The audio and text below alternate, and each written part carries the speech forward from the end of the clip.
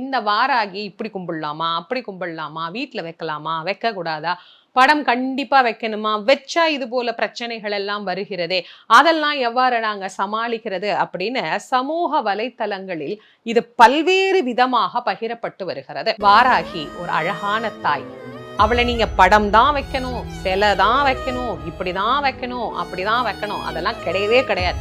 ஒண்ணுமே இல்லாத ஒரு மண் விளக்குல அகல்ல அப்படி கொஞ்சமா நெய் விட்டு ஒரே ஒரு தீபம் ஏற்றி ஒரே ஒரு பூ, கையில என்ன பூ கிடைக்குதோ அதை வச்சு ஒரு காட்டுல நின்று நீங்க வாராகி கும்பிட்டீங்கன்னா கூட நிச்சயமாக அவள் செவிமடுப்பாள்.